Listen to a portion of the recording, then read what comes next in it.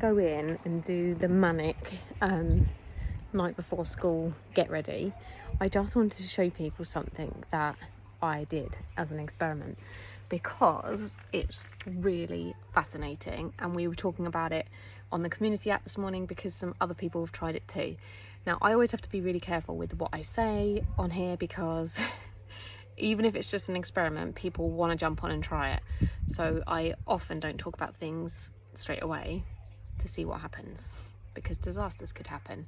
But one of the lovely Grow Along members, and I can't remember who it is, so apologies for not tagging you, but she told me that with her biennial seedlings, she mixed bloodfish and bone powder into her B&Q Verve compost, and the results were crazy.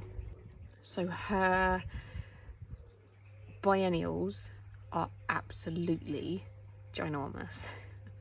So I thought I would do an experiment doing it too when I potted up my perennial, is it a perennial salvia? I don't actually think it is, because I don't think it's hardy, but anyway, I experimented. And I'm not saying that you should do this with the autumn Grow Along at all, because what we don't want in the autumn is gigantic seedlings, which are then going to be really vulnerable to the cold. But I had to show you anyway. Right, so the plant is Salvia euphorbia. It's like a silvery white colour with blue flowers, absolutely stunning. Voila. What do you reckon of that? So these ones, so I didn't add the bloodfish and bone when I sowed the seeds, I added it when I thinned them out. So this tray had a little bit of bloodfish and bone powder added into the Verve B&Q compost, and this tray didn't. What do you think of that? So yeah, I'm pretty impressed with that. And then those ones were potted on a little bit later, also without the bloodfish and bone powder, because I didn't have any. But isn't that impressive? And like I said, this is experimental. This isn't me saying this is what you should do. And what I don't know is, I don't know the impact of adding bloodfish and bone to like tiny seedlings, seed sowing compost. I don't know, because I've not experimented. But when I see someone else who did the Grow Along with gigantic, amazing biennials, whose foxgloves are now the size of my hand, I had to find out what on earth she'd done.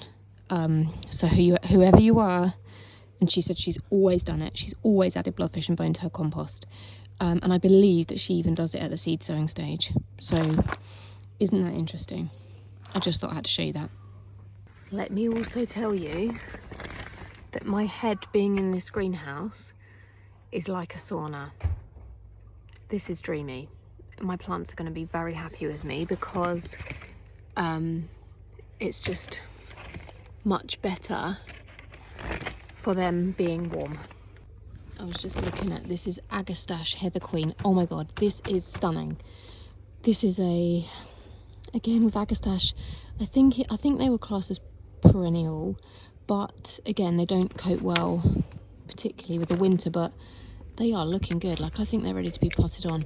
Do I need nearly 40 Agastache? Absolutely not. Have I got them? Yes.